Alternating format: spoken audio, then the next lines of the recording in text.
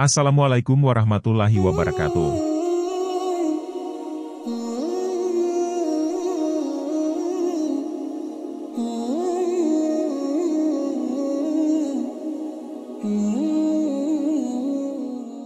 Pada zaman dahulu, Nabi Yakub alaihissalam, putra Nabi Ishak alaihissalam dan Rafika, cucu dari Nabi Ibrahim alaihissalam, memiliki saudara kembar yang bernama Is.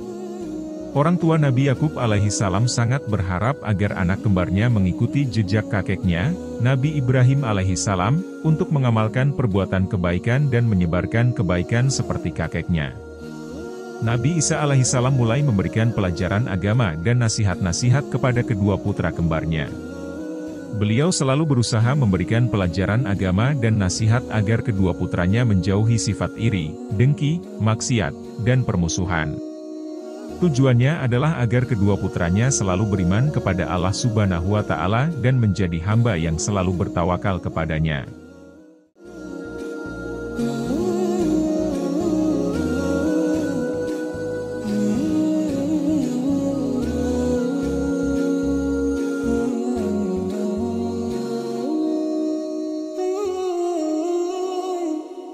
Namun, harapan Nabi Isa alaihissalam untuk memiliki anak-anak yang taat dalam menjalankan perintah Allah tidak terpenuhi dengan putranya yang bernama Is. Is memiliki sifat yang tidak mengamalkan kebaikan, seperti iri, dengki, sombong, dan senang sekali pamer. Namun, putra Nabi Isa alaihissalam yang bernama Yakub memiliki sifat yang sangat berbeda dengan saudara kembarnya. Sifat-sifat yang dimiliki Yakub sangat mencerminkan kebaikan, seperti tidak sombong, tidak bermaksiat, dan sangat lemah lembut. Perbedaan sifat yang saling bertolak belakang inilah yang membuat mereka saling bertengkar ketika beranjak ke usia remaja.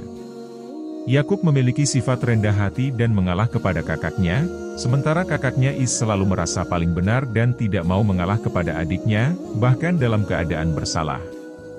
Yakub selalu sabar dan mendoakan kakaknya agar kembali ke jalan yang baik dan benar. Nabi Isa alaihissalam berpesan kepada kedua putranya bahwa mereka harus tetap beriman dan bertakwa kepada Allah, selalu menjalankan perintahnya, menjauhi larangannya, dan berbuat baik kepada sesama manusia. Ketika Yakub sudah dewasa, pertengkaran dengan Is semakin sering terjadi. Meskipun sering diejek dan dihina oleh kakaknya, Yakub tetap sabar dan tidak membalas perlakuan buruk tersebut. Ia selalu berusaha menjaga hati dan memperbaiki hubungannya dengan kakaknya.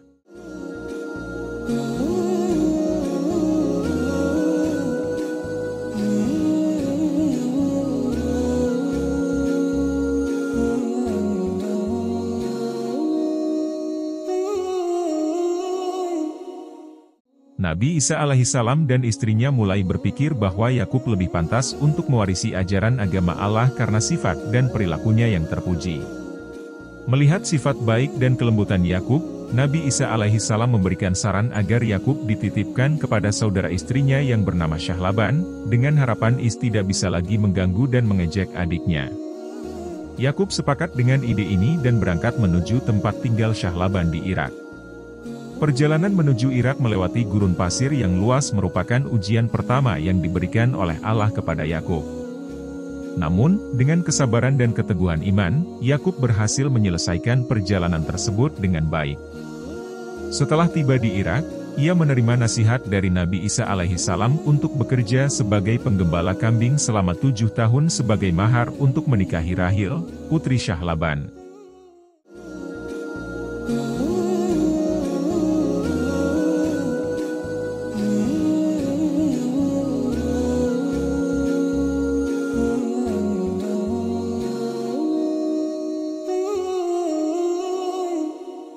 Setelah berhasil melewati ujian pertama dengan menikahi Rahil, Yakub mempersiapkan diri untuk menghadapi ujian kedua yaitu menikahi putri kedua dari Syahlaban, yaitu Laila.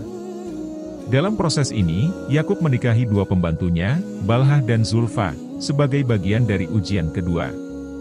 Ujian kedua juga berhasil dilewati dengan baik oleh Yakub. Nabi Yakub alaihissalam akhirnya menikah dengan keempat istri dan dikaruniai 12 anak. Dari ke-12 anaknya, 2 anak yang paling bungsu, Yusuf dan Benyamin, dianggap memiliki kelebihan dan dikaruniai kemuliaan Allah. Yusuf akhirnya menjadi nabi, dan kisahnya dengan saudara-saudaranya menunjukkan keutamaan Yakub dalam menjalankan tugasnya sebagai utusan Allah kepada anak-anak dan kaumnya. Kisah Nabi Yakub alaihissalam mengajarkan berbagai nilai dan hikmah, termasuk kebijaksanaan, kesabaran, dan menjadi ayah yang teladan. Nabi Yakub alaihissalam juga diberkahi dengan ilmu dan kekuatan untuk beribadah kepada Allah, serta diangkat sebagai nabi dan rasulnya.